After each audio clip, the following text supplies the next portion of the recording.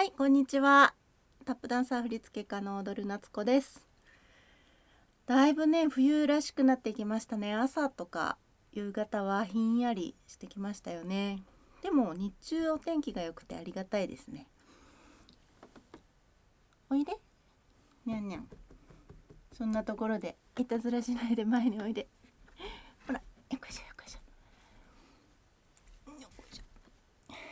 はい、今日はにゃんこと一緒にお送りしましょう。カメラをね動かし始めると必ずカメラの周りに来るんですよね。なんでしょうね。分かってるんでしょうね。何かしているということは。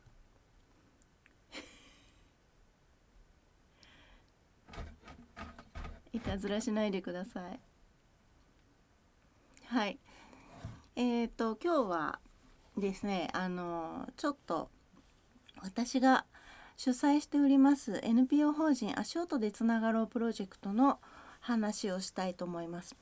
実はですね、明日12月3日日曜日に、講演があるんです。じゃじゃん。To know あなたが何かを知るために。はい、これは、ここにあることを読みますね。一生懸命見る大事さ、相手を知ることの大切さを体感する観客参加型即興演劇作品。はい、ということでね、一体どんな舞台か全然わからないと思うんですけど、こんな感じにカラフルで楽しい時間になる、そんなステージです。はい、でこのちょっとね宣伝ですけど、じゃじゃん。グッズも作っておりまして、私はこの数日宣伝のためにこれを着ておりますはい。ですね、主な出演者は知的障害や発達障害があると言われている若者たちで、彼らは普段は、就労支援施設などで働いています。私がなぜこういうことを始めたのかというと、ちょっと長い話になってしまうんですけれども、タップダンスっていうのがもともと黒人の文化から来てるんですね。でそのブラックの方々のルーツというのはアフリカにありまして、アフリカから奴隷としてアメリカに連れてこられて、もともとあった文化や言葉も全部奪われてしまって、楽器なんかも、ね、奪われてしまったアメリカの暮らしの中で、自分たちのルーツを忘れないように足音でリズムを刻もうと始まったものなんですね。でその差別の時代というのは、彼らは肌が黒いということで教育も受けさせてもらえずに奴隷として使われてきたわけですけれども、やはりその時は偏見で見られていたから、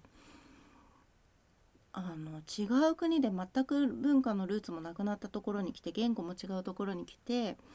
それで彼らはバカだからみたいなことを言われて差別されていたわけなんですけれども、そういうルーツから生まれた文化であるということを私なりに考えて、それが今の日本で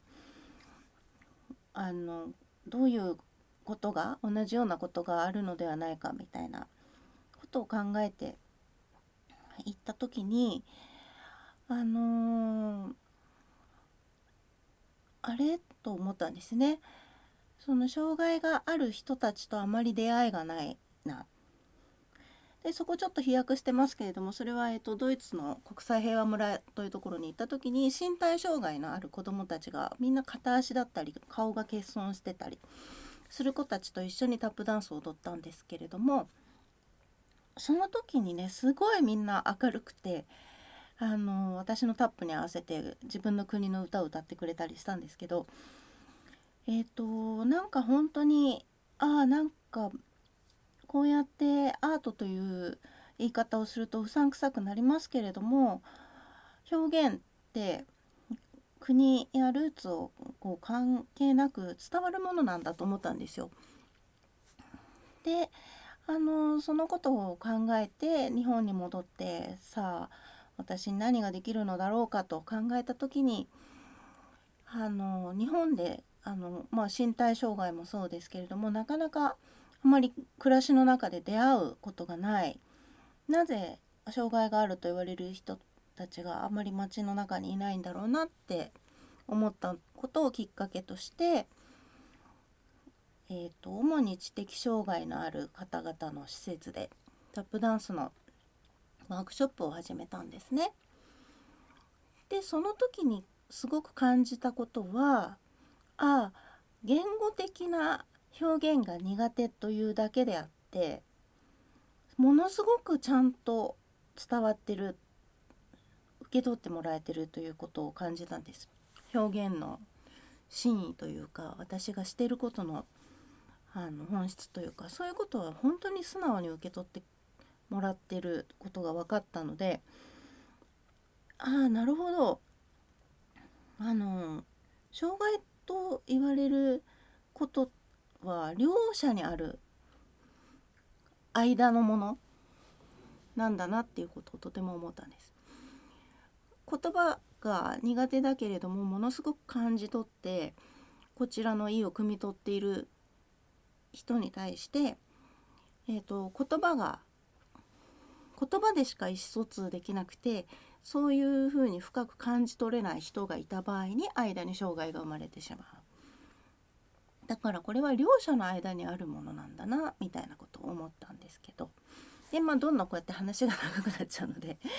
宣伝をねしたいんです。私明日なんですけどね、これぜひ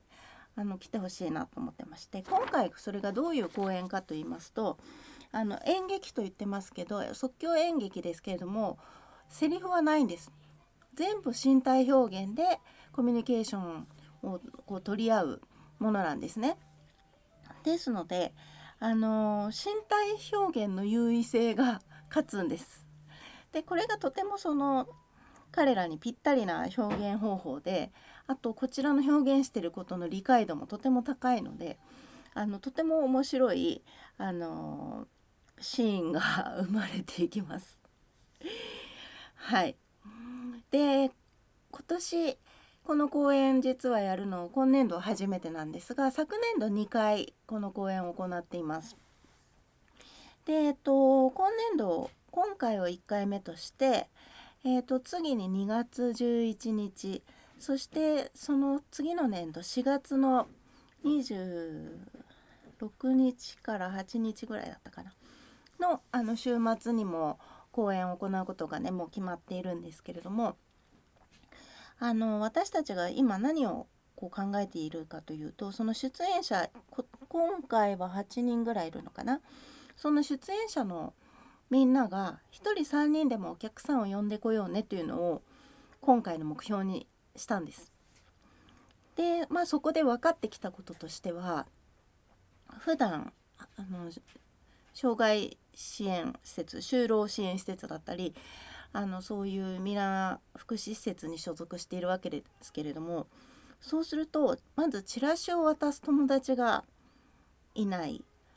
同じ職場の人に渡そうとしても何これわからないって言われてしまったりする。また職員の方も、受け取ってくださる方ももちろんいると思うんですけれども、有料だからいけないよってはっきり言われてしまうというようなことが起きていまして、そういうこともあるだろうなと思うんですけれども、でこれってね別に障害があるからどうっていうことではなくて、誰もが通る第一段階なんだと思うんです。一人お客さんを呼ぶ、見に来てもらう、有料でお金を払って自分の表現を見に来てもらうっていうのは初めの一歩はねとても難しいんです。それは私が20代の時、やっぱり発表会から公演になって有料になっていく時にやっぱり苦労した思い出があります。まず友達がいないんですよ。練習しかしてないと仲間しかいないからそんな思い出があります。だから今みんなもうすごく意気込んでチラシ20枚持っていきましたけれども、やっぱり返しますって言って18枚返ってきたりとかしてるんですけれども、まあそんなわけでできるだけたくさんの人に見てほしいなと思いますし、この講演をきっかけにしてうちのアシプロのメッセンジャーの一人一人とぜひ友達に、または応援者としてでもいいのでファンになっていただける方が増えていくといいなとすごく思っています。これからもね講演をずっと続けていきますので、少しずつみんな名前も覚えていただいている方もいらっしゃいますし、お客様の中にね彼らの良さというのがちょっとずつ伝わっていくといいなって思ってるんですけれども、